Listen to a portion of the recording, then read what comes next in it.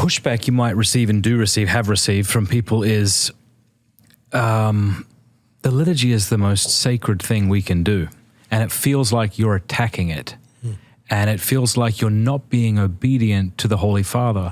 You just said that if a committee put something together, it's in shambles. Well, what if it's a papal-approved liturgy? I mean, surely there have been different liturgies, people will say, throughout the history of the Church, and if the Pope approves of them, who are you to object? Of course. So I think then that gets us to another level of this whole question, which is, what exactly did the Pope approve? What I mean by that question is as follows. Paul VI approved a Latin edition of the Novus Ordo Missae. And then this was in 1969, 1970. It came out in 69, at the very end of 69, but many of the books were not available until 1970. And then it was sent around to all of the Episcopal conferences, which had to make translations into the vernacular languages.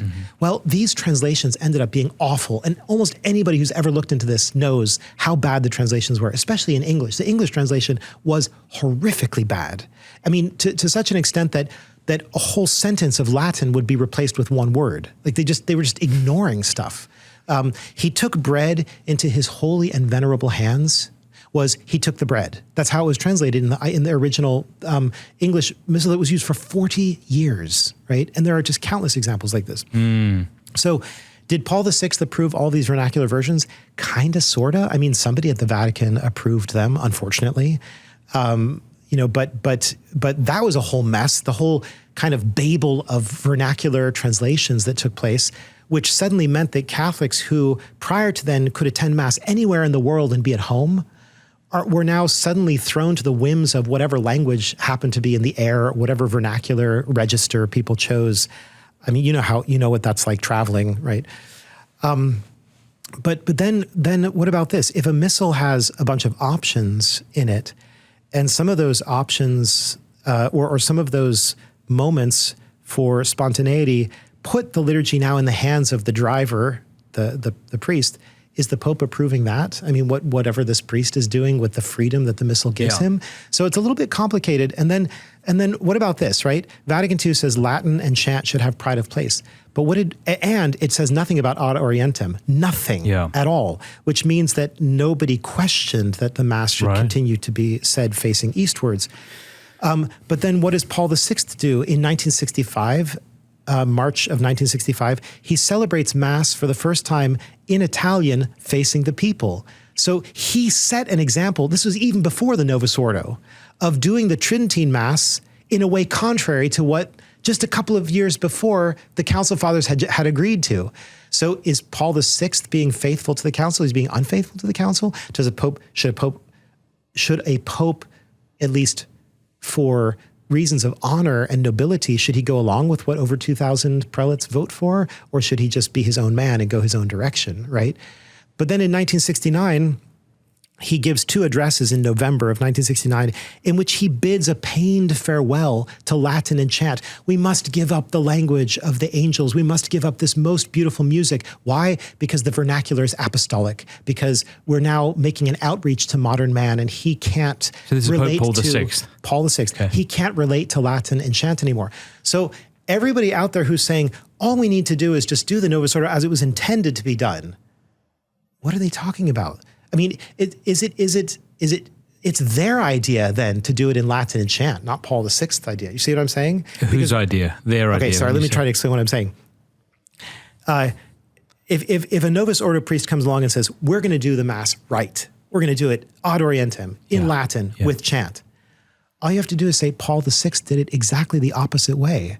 Do you know better than Paul VI? He was the Pope. He was the one who implemented this missal. He showed and said how he wanted it to be celebrated. Right. It's not your way. It's his way.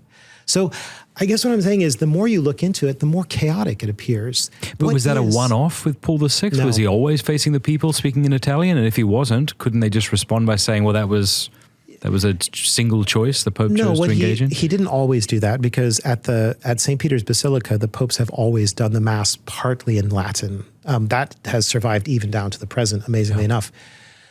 But what he said was, this is the way that the parish liturgy should be.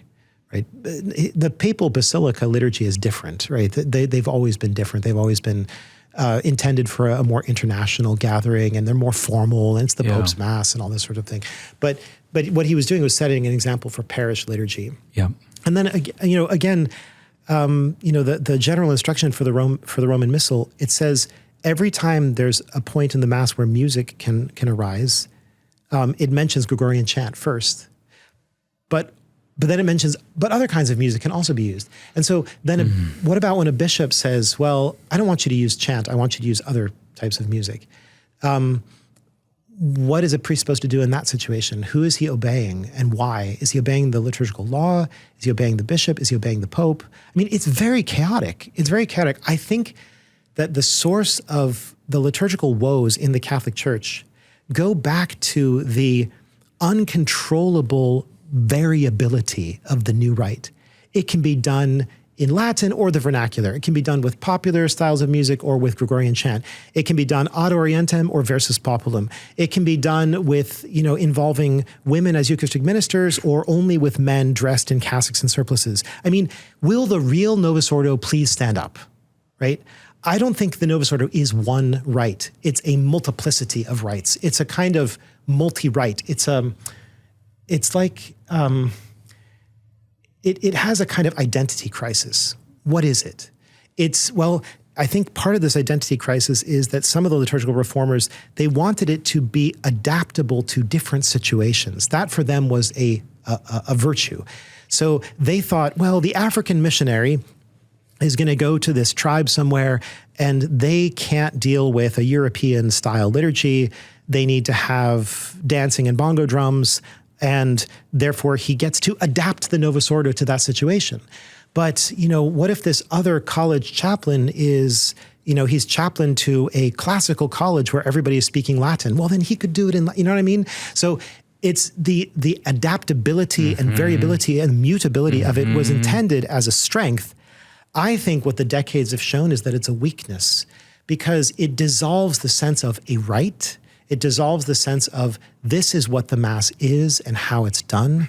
It dissolves the sense of the priest as a servant to the rubrics and the liturgical texts and music. I think it spreads clericalism and activism of various kinds. Wow. Thank you very much for watching that Pints with Aquinas clip. If you like it, do me a favor, click like and subscribe, and please offer a Hail Mary for the work of Pints with Aquinas and all the people we're trying to reach. God bless you.